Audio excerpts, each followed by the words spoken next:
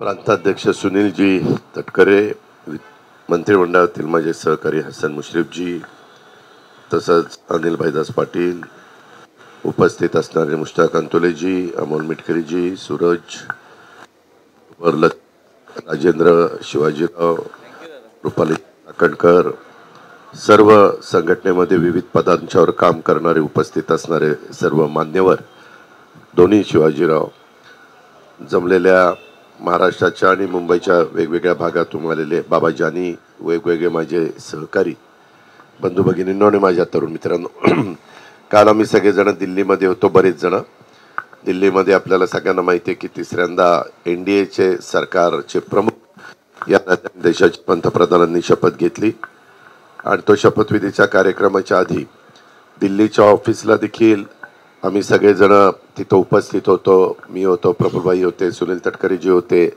धनंजय मुंडे होते, अनेक तिथं सहकारी आम्ही सगळे उपस्थित होतो. आणि राष्ट्रीय पातळीवर आपण धीरज यांच्यावर जबाबदारी युवकांची दिलेली आहे. ओएसिस फर्टिलिटीच्या तज्ञांनी IVF उपचार पद्धतीद्वारे 1 लाखांहून अधिक जोडप्यांना मातृत्व प्राप्तीचा आनंद दिला आहे. मोफत अपॉइंटमेंट बुक करण्यासाठी आजच संपर्क साधा. आणि ती जबाबदारी काल त्यांनी स्वीकारली. आज आम्ही त्यांना तिथल्या ऑफिसला झेंडावंदन करायला सांगितलं. आज अनाईशा वर्धापन दिनाचा 3 वाजता दुपारी षण्मुखानंद हॉलमध्ये आपला मेळावा आहे आणि त्या मेळाव्याच्या निमित्तानं आम्ही रात्री सगळेजण उशिरा पोचलो 2:30-3 वाजता मुंबईमध्ये. आणि त्याच्या वेळेस मी सुनीलजींनी मला विनंती केली की तुम्ही इथं आहात तर झेंडावंदनाला या. त्या पद्धतीनं वर्धापन दिनाच्या झेंडावंदनला मी उपस्थित इथं राहिलेलो आहे.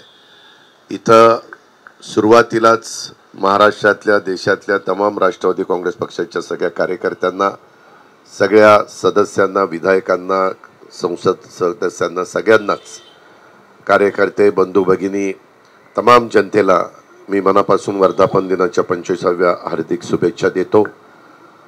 त्याच्यामध्ये पत्रकार मित्रांना वेगवेगळ्या प्रकारचे प्रश्न आहेत. खरं तर कालच मी पत्रकार परिषद दिल्लीमध्ये घेऊन त्याच्या संदर्भामध्ये माहिती दिलेली आहे. आत्ता मी इथं काही बोलणार नाही. दुपारी 3 वाजता मला जे काही विस्तृतपणे बोलायचं आहे ते षण्मुखानंद हॉलमध्ये मी माझी भूमिका राज्याला, देशाला आणि आपल्या सगळ्या कार्यकर्त्यांना पण सांगण्याचा प्रयत्न करणार आहे. परिस्थिती सध्या एकंदरीतच बघितल्यानंतर मध्ये आपल्याकडे दुष्काळाचं सावट होतं. सुदैवाने पाऊस काळ सुरू झालेला आहे.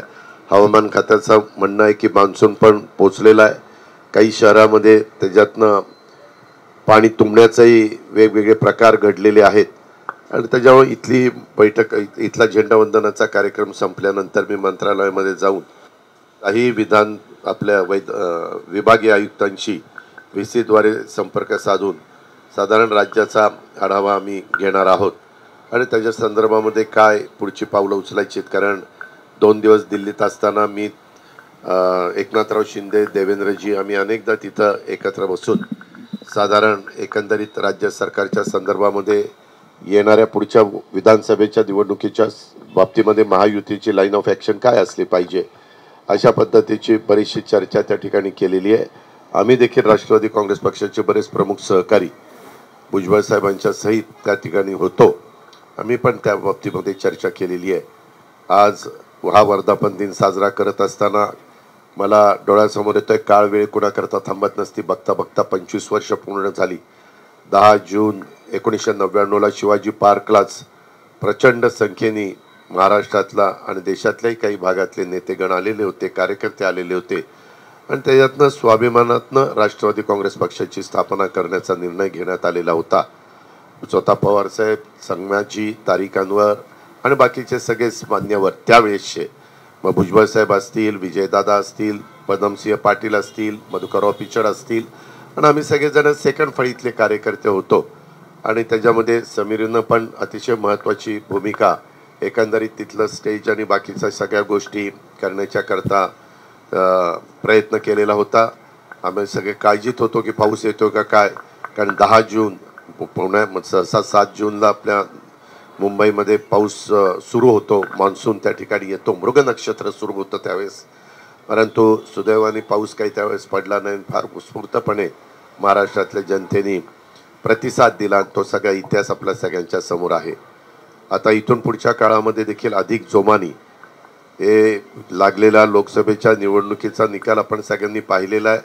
त्याच्याही संदर्भामध्ये बरंच आम्ही चर्चा केलेली आहे. काय घडलं, कसं घडलं, कुठं आपण कमी पडलो, कुठल्या गोष्टी आता केल्या पाहिजे, कुठं निर्णय घेतले पाहिजे, कुठं दुरुस्ती करून पुढं गेलं पाहिजे. आणि कार्यकर्ता हा तर पक्षाचा कणा असतो. त्याच्यामुळे कार्यकर्त्यांना विश्वासामध्ये घेऊन उद्याच्या काळामध्ये संघटनेमध्ये देखील अधिक तरुण चेहऱ्यांना पण वाव देऊन सगळ्यांनाच पुढं नेण्याचा प्रयत्न आणि सर्व जाती धर्माला एक न्याय देण्याचा प्रयत्न मी आपल्याला ह्या वर्धापन दिनाच्या निमित्तानं सगळ्यांना सांगू इच्छितो. शिवशाहू फुले आंबेडकरांची विचारधारा आणि स्वर्गीय यशवंतराव चव्हाण साहेबांचा आदर्श हा डोळ्यासमोर ठेवूनच आपल्या राष्ट्रवादी काँग्रेस पक्षाची वाटचाल चाललेली आहे.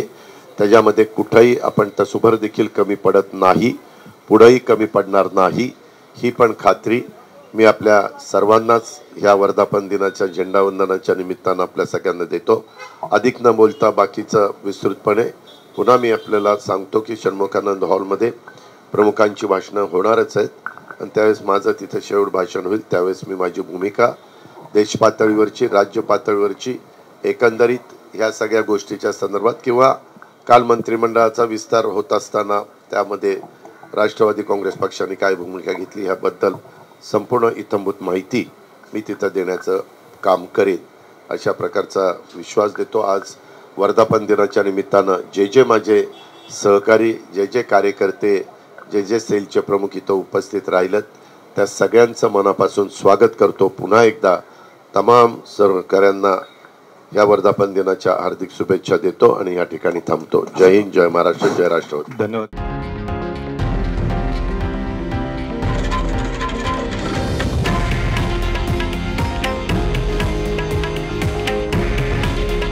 हे आहे देशातील नंबर 1 न्यूज नेटवर्क आणि आपण पाहत आहात TV9 मराठी. काळजी तुमची, हित महाराष्ट्राचं.